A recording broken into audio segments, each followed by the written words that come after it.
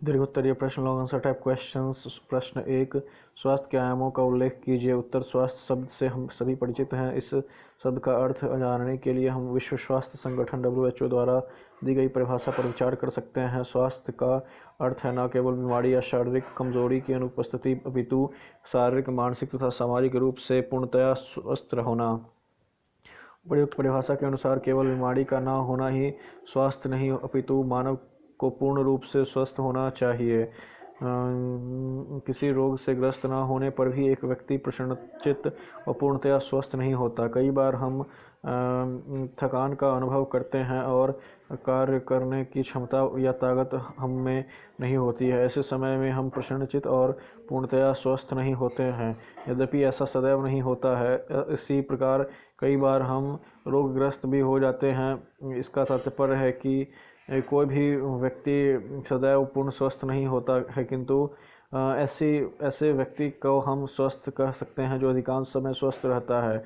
शारीरिक आयाम, physical dimension. जब हम किसी व्यक्ति के स्वस्थ होने की बातें करते हैं तो सर्वप्रथम हम उसके शारीरिक स्वास्थ्य पर ध्यान देते हैं। ऐसा व्यक्ति जो दिखने में सतर्क, क्रियाशील, ओजस्वी और कर्मठ होता है, उसे शारीरिक रूप से स्वस्थ कहा जा सकता है। अच्छे शारीरिक स्वास्थ्य के प्रमुख लक्षण निम्न हैं। व्यक्ति ओजपूर्ण तथा सतर्क बना रहता है। व्यक्ति का वजन उसकी आयु तथा लंबाई के अनुरूप सामान्य रहता है। आंखें तेज तथा चमकदार रहती है और उनके बीच काले धब्बे नहीं होते हैं। प्राकृतिक रंग व रूप के साथ त्वचा एवं बालों का समान विकास होता रहता है। नींद अच्छी आती है। पाचन तंत्र सुचारू रूप से कार्य करता है। संक्षेप में, शारीरिक रूप से स्वस्थ व्यक्ति सक्रिय, प्रतिक्रियाशील तथा प्रसन्न रहते हैं और तुलनात्मक दृष्टि से अधिक मेहनत और अच्छा कार्य निष्पादन कर सकते हैं। मानसिक या बौद्धिक आयाम, मेंटल और इंटेलेक्चुअल डायमेंशन। मानसिक स्वास्थ्य से तात्पर्य ऐसा व्यक्ति जो आंतरिक अंतर्द्वंद्वों से मुक्त हो, जिसे सदैव अपने को कोसने या अपने आप पर दया दिखाने की आदत ना हो, जिसमें विभिन्न व्यक्तियों एवं परिस्थितियों के अनुकूल रहने की क्षमता हो, जो दूसरों के भावों के प्रति संवेदनशील हो, जो अन्य व्यक्तियों से आदर और सहानुभूतिपूर्ण व्यवहार करने की योग्यता रखता हो, जिसका अपनी भावनाओं, विशेषतया क्रोध, ईर्ष्या, भय और आत्मग्लानि आदि पर नियंत्रित हो। शारीरिक स्वास्थ्य की अपेक्षा मानसिक स्वास्थ्य एक जटिल संकल्पना है। इसे मापन अत्यधिक कठिन है। सामान्यतः मानसिक रूप से अत्यधिक अस्वस्थ व्यक्ति को जल्दी ही पहचाना जा सकती है, परंतु उन व्यक्तियों को पहचानना कठिन होता है जो दिखने में तो सामान्य लगते हैं परंतु दूसरों की भावनाओं के प्रति संवेदनशील ना हो और ना ही उनके विचारों को समझ सकते हैं। ऐसे व्यक्तियों को मानसिक रूप से अस्वस्थ कहना कठिन हो सकता है, किंतु जब यही समस्या अस्थायी और गंभीर हो जाती है तो उस व्यक्ति को निश्चय ही मानसिक रूप से अस्वस्थ भी कहा जाता है। सामाजिक आयाम, सोशल डायमेंशन। यदि कोई व्यक्ति स्वयं को एक परिवार का सदस्य समझता है और व्यापक समुदाय पहचान की योग्यता रखता है तो यही सामाजिक स्वास्थ्य की ओर उसका पहला कदम है। एक व्यक्ति जो समाज के अन्य सदस्यों के प्रति अपने उत्तरदायित्व को समझता है और आसपास के लोगों से संबंध बनाए रखने की योग्यता उसमें है, वो तो उसे सामाजिक रूप से स्वस्थ कहा जा सकता है। शारीरिक रूप से अस्वस्थता व्यक्ति को चिड़चिड़ा और उदास बनाती है और इसी कारण वह अन्य लोगों से सामान्य रूप से व्यवहार नहीं कर पाता है। इसी प्रकार मानसिक अस्वस्थता दूसरों के साथ पारस्परिक क्रियाओं पर प्रतिकूल प्रभाव डालती है, अतः उसमें समाज के उपयोगी सदस्य होने की क्षमता कम हो जाती है। आत्मिक आयाम, स्पिरिचुअल डायमेंशन। भारतीय समाज में एक स्वस्थ व्यक्ति लगभग हर समय धार्मिक और नैतिक नियमों व आचरण का पालन करने की प्रयास करता है। सत्कार्य करना तथा दूसरों को हानि न पहुंचाना, अच्छाई और न्याय की मूल शक्तियों में विश्वास, दूसरों की आवश्यकताओं को समझना और उन्हें पूरा करना, कर्तव्य एवं जिम्मेदारी के प्रति आबद्ध रहना, यह आत्मिक रूप से स्वस्थ व्यक्ति के गुण है। संवेगात्मक आयाम, इमोशनल डायमेंशन। संवेग संपूर्ण मानवीय तंत्र की सशक्त अनुभूति है। संवेग मानव व्यवहार को प्रेरित करते हैं। संतुलित एवं संवेगात्मक रूप से स्वस्थ व्यक्ति अपने संवेगों पर नियंत्रण रखने में सक्षम होता है। वह अपने संवेगों से अभिभूत नहीं होता है, अपनी क्षमता की सीमा समझने का प्रयास करता है। मनोरंजन की अच्छी आदतों का पालन करता है और विनोद वृत्ति को विकसित करता है। पोषणात्मक आयाम न्यूट्रिशनल डायमेंशन अच्छे स्वास्थ्य का सही आधार पोषण है। अधिकतर बीमारियों का कारण खराब पोषण ही होता है। दैनिक आहार में सभी खाद्य घटकों अर्थात कार्बोहाइड्रेट, वसा, प्रोटीन, विटामिन, खनिज तत्व और जल का सही एवं संतुलित मात्रा लेना पोषणात्मक आयाम का केंद्रीय बिंदु है। शरीर को गतिशील होने के लिए आवश्यक कैलोरी की मात्रा या ताकत उचित आहार द्वारा ही पूर्ति होती है।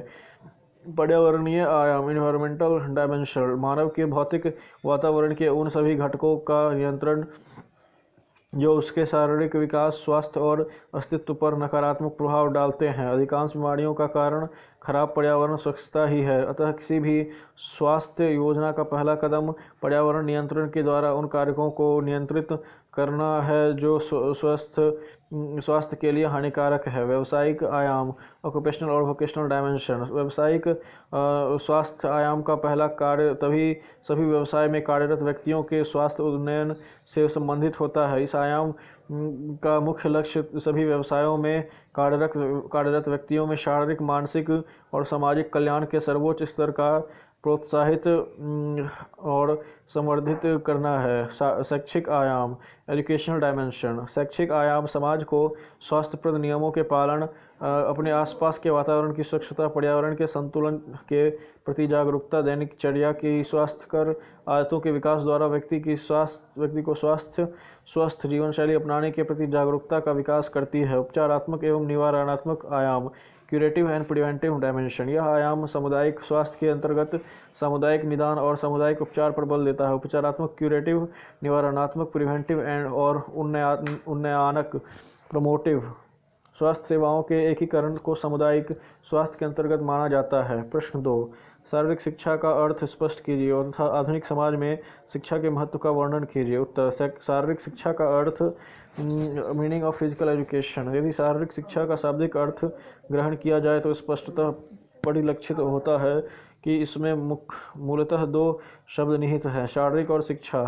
अर्थात अर्थ हुआ शरीर से संबंधित दी जाने वाली शिक्षा। सामान्य बोलचाल की भाषा में शारीरिक शिक्षा का अर्थ प्रायः शारीरिक क्रियाओं अथवा गतिविधियों से लिया जाता है। वस्तुतः शारीरिक शिक्षा के अर्थ एवं प्रत्यय में परिवर्तन युगीन परिस्थितियों एवं आवश्यकताओं के अनुसार होता रहा है, परंतु फिर भी शारीरिक शिक्षा के मूल अर्थ को संक्षेपतः व्यक्त करते हुए कहा जा सकता है कि शारीरिक शिक्षा वह शिक्षा है जो स्वस्थ शारीरिक विकास हेतु विविध आंगिक क्रियाओं एवं कार्यक्रमों द्वारा दी जाती है, जो न केवल बालक के शारीरिक पक्ष को ही प्रबल व पुष्ट नहीं बनाती है वरन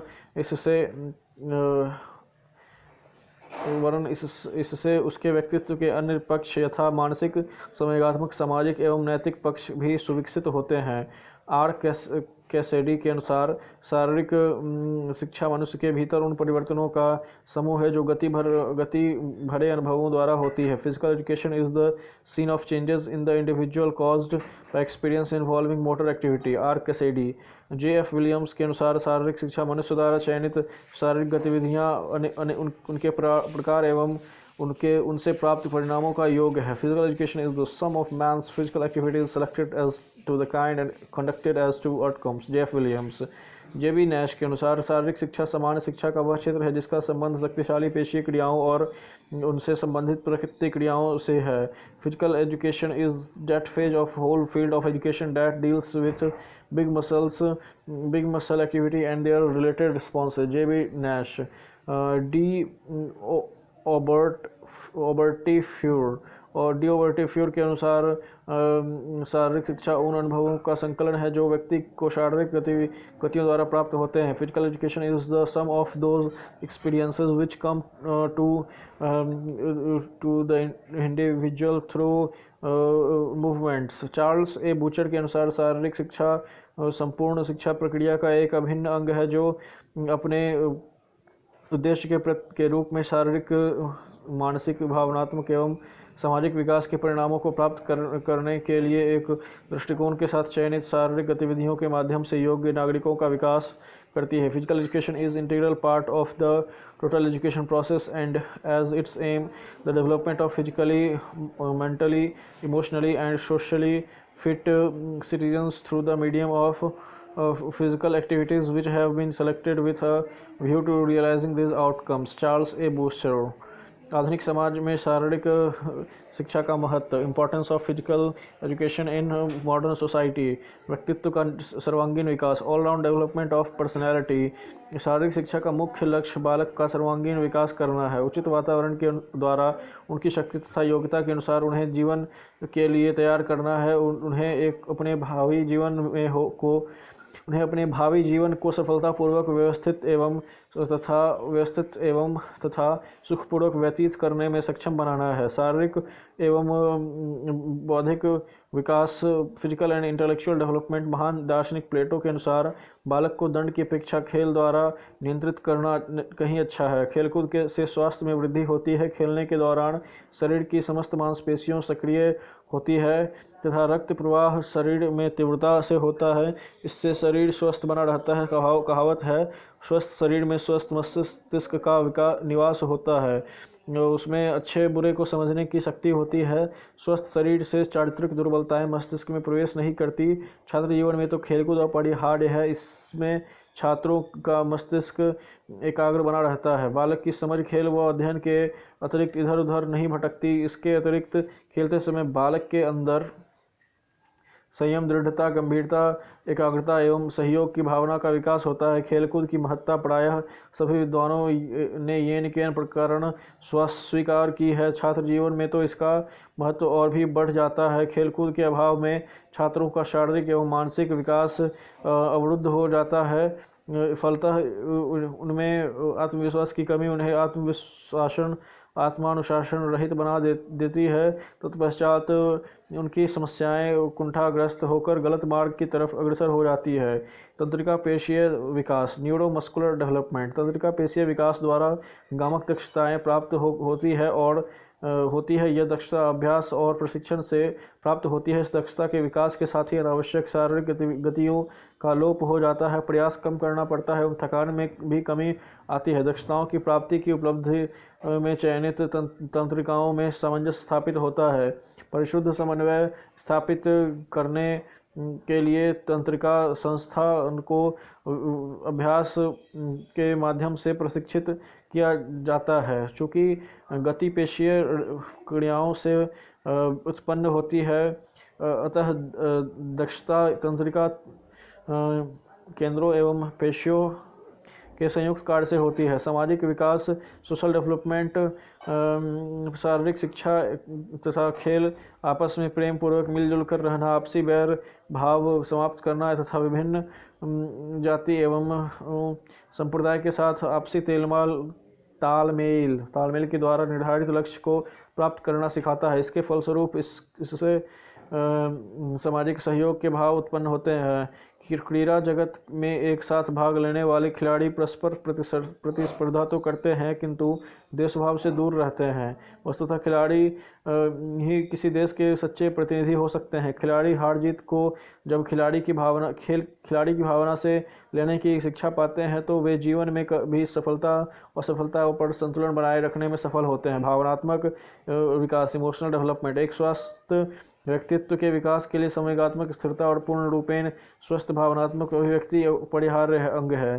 भावनाओं एवं आवेगों को दबाने से असामाजिक व्यवहार की उत्पत्ति हो सकती है और इस प्रकार शारीरिक शिक्षा हमारी इन मूलभूत प्रवृत्तियों का सदुपयोग करने के लिए अत्यंत सार्थक एवं महत्वपूर्ण सिद्ध होती है। खेलकूद प्रतियोगिताओं के माध्यम से अनियंत्रित अभिव्यक्ति हेतु अवसर प्रदान किया जाता है। यह व्यक्ति को अपनी प्रभाव डालने का अवसर प्रदान करता है। वस्तुतः निर्धारित उपलब्धि का यह सर्वाधिक सरल उपाय है। चारित्रिक विकास, कैरेक्टर डेवलपमेंट। शारीरिक शिक्षा द्वारा केवल शारीरिक और बौद्धिक विकास ही नहीं किया जाता बल्कि इसके माध्यम से व्यक्ति चारित्रिक गुणों को सरलता से आत्मसात कर पाता है, जैसे सहयोग एवं सामूहिक प्रयास, अनुशासन, सामूहिक हित के लिए निजी हितों का परित्याग, टीम के प्रति प्रतिबद्धता, दृढ़ निश्चित आदि गुण चारित्रिक विकास में प्रथम सोपान के कार्य करते हैं। रचनात्मक एवं अभिव्यक्ति का माध्यम, एक्सप्रेशन एंड क्रिएटिविटी। खेलकूद का रचनात्मक पहलू भी उल्लेखनीय है। किशोर अवस्था में बालक तथा बालिका में अतिरिक्त शक्ति होती है। खेलकूद द्वारा उनकी इस अतिरिक्त शक्ति को सरलता से रचनात्मक मार्ग में परिचालित किया जा सकता है। इस प्रकार उनकी अतिरिक्त शक्ति का उपयोग हो जाता है।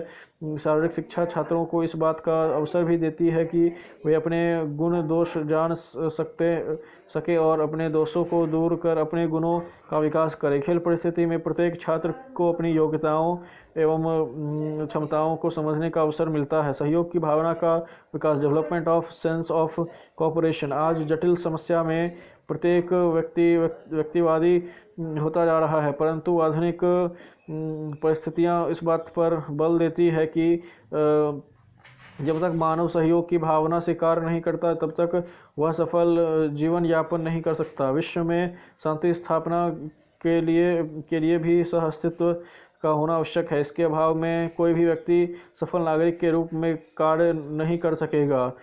शारीरिक शिक्षा द्वारा बालकों में परस्पर सहयोग से कार्य करने की भावना का विकास होता है तथा वे मानवीय मूल्यों के प्रति सचेत रहते हैं।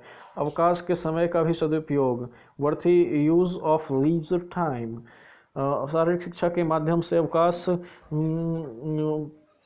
का सुंदर उपयोग होता है। प्रायः देखा जाता है कि जिन शैक्षणिक संस्थाओं में अध्ययन के पश्चात अतिरिक्त समय में खेलकूद की सुविधा होती है वहाँ किसी प्रकार की अनुशासनहीनता नहीं होती। शारीरिक शिक्षा अनुशासन स्थापित करने का एक सशक्त माध्यम है। शैक्षणिक संस्थाओं के लिए इस संदर्भ में इसकी महत्ता और बढ़ जाती है।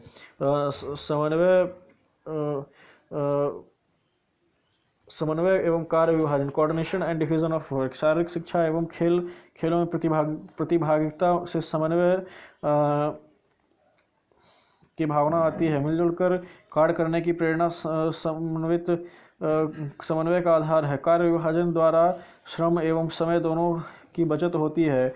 खेलकूद कार्य विभाजन के सर्वोत्तम प्रेरक आगे और आगे हम बढ़ते चलें। हम निरंतर क्रियाशील हो। विकास की सर्वोत्तम विद्या की तलाश में हम जारी रखें। एकाध बार ही असफलता से हम निराश न होंगे। इन सब भावनाओं का विकास खेलकूद से सर्वोत्तम रूप से हो सकता है। व्यक्तिक एवं सामाजिक समायोजन, पर्सनल एंड सोशल एडजस्टमेंट। शारीरिक शिक्षा व्यक्तिक एवं सामाजिक समायोजन के लिए सहायक सिद्ध होती है। अध्ययनों से स्पष्ट है कि अच्छे शारीरिक एवं मानसिक स्वास्थ्य वाले बालक सामाजिक एवं मनोवैज्ञानिक ढंग से सुसमंजित होते हैं, जबकि शक्ति में कमज़ोर बालक सामाजिक कठिनाइयों, कुसमायोजन और हीनता की भावना से ग्रसित होते हैं। स्वास्थ्य संबंधी ठीक आदतों का विकास, development of good health habits. शारीरिक शिक्षा व्यक्तियों को स्वस्थ एवं स्वास्थ्य समस्या के प्रति जागरूक करती है। स्वस्थ व्यक्तित्व के कई पक्ष हैं, जैसे शारीरिक, मानसिक, नैतिक, संवेगात्मक एवं भावनात्मक। शारीरिक शिक्षा कार्यक्रमों में इस प्रकार की गतिविधियों का प्रावधान होता है जो उन्हें शारीरिक रूप से सक्रिय, मानसिक रूप से जागरूक, नैतिक रूप से स्वस्थ और संवेगात्मक रूप से दृढ़ करे। नेतृत्व गुणों का विकास, डेवलपमेंट ऑफ लीडरशिप क्वालिटीज़। शारीरिक शिक्षा के विभिन्न गतिविधियों एवं खेल परिस्थितियों के अंतर्गत छात्रों द्वारा बहुत से कार्य आयोजित एवं व्यवस्थित होते हैं और अनेक प्रकार की स्थितियों का सामना करना पड़ता है, तत्कालीन निर्णय लेने पड़ते हैं। ऐसा करते समय छात्रों में नेतृत्व के गुणों अर्थात सत्यता, धैर्य, उत्साह, सहिष्णुता, विवेक, ईमानदारी, आत्मनिर्भरता, निस्वार्थता, कार्यरत करना, आत्मविश्वास, मौलिकता, दक्षता, निर्णय करने की शक्ति, साधन पूर्णता आदि गुणों का विकास होता है। नैतिक गुणों का विकास, डेवलपमेंट ऑफ मॉरल वैल्यूज़।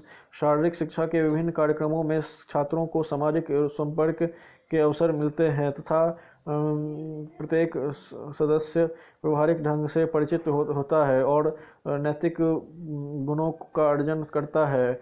सद्भावना, सच्चाई, ईमानदारी आदि गुण सहज ही प्राप्त हो जाते हैं।